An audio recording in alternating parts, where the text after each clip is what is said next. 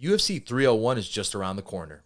This pay-per-view will be taking place in Rio de Janeiro, Brazil, a country filled with a rich fighting history that goes back so many years. As a place that has brought forth some of the best talent we've seen in mixed martial arts, let's dive into my top 5 Brazilian MMA fighters of all time. And I gotta say, with such a long list of names, this was quite difficult to narrow down. Starting at number 5, we got Wanderlei Silva. Although he was not able to capture gold in his UFC title fight in 2000, Wanderlei's run in Pride was absolutely legendary. Over the course of his time there, Silva was quickly becoming the most feared man in the entire sport. From terrifying stare downs to being dubbed the Axe Murderer to punting grounded opponents in the head, Wanderlei took out names such as Rampage Jackson, Dan Henderson, Kazushi Sakuraba, just to name a few, right?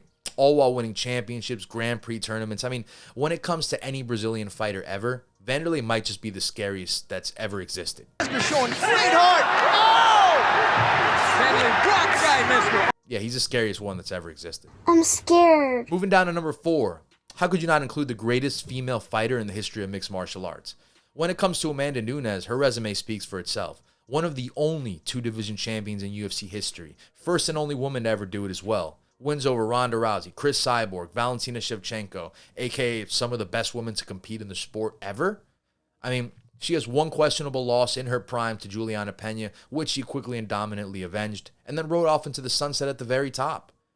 I mean, it's to the point where calling Amanda Nunes the greatest female fighter ever is not justified. Amanda Nunes is absolutely one of the greatest fighters we have ever seen in the sport, period, regardless of gender. Coming in at number 3 is the man who recently came out of retirement to bless us with one final run, and the star of the Brazilian people at UFC 301, Jose Aldo. Now, a lot of new fans may look at it and think Conor McGregor knocked him out, this, that, and the other. But there's so much more to it than that. I mean, Aldo's true rise and run started in the WEC days where he held the championship. Then when the UFC would merge with WEC, Jose would become the first UFC featherweight champion in history. From there, he would go on to hold the belt for half a decade without having it taken away from him. From 2005 to 2014, Aldo did not lose one fight and would amass an 18-fight win streak. True dominance at the peak of his powers. And to this day, many still consider him to be the greatest featherweight in UFC history. Even towards the end of his career as he aged, Aldo dropped down to 135 pounds. He dropped down to the bantamweight division and became one of the top contenders in the division at one point. And just a truly remarkable career. Going in at number 2 now is a true pioneer in the sport of mixed martial arts. It's a man who has had so much influence on getting the sport to the height it has reached. A legend, an icon. It's Royce Gracia.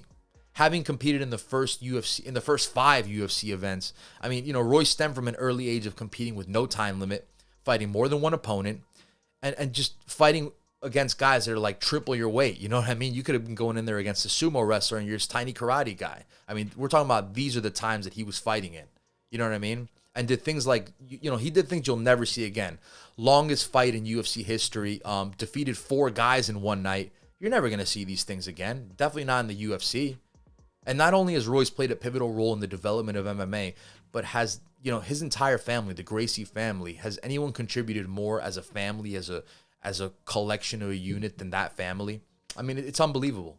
And now look, is Royce Gracie more skilled than any of the fighters on this list? Absolutely not. And he shouldn't be.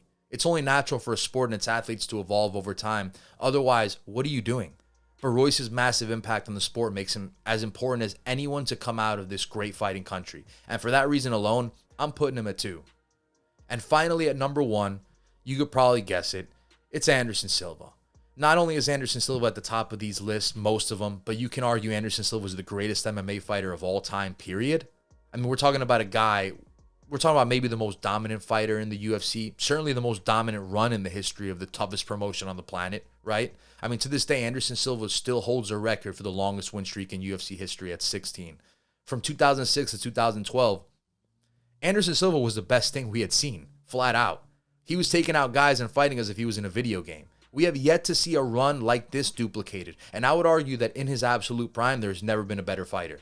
Even if you took away his whole, UFC run, the iconic run, Silva was still one of the top Brazilian fighters to exist even before entering the octagon.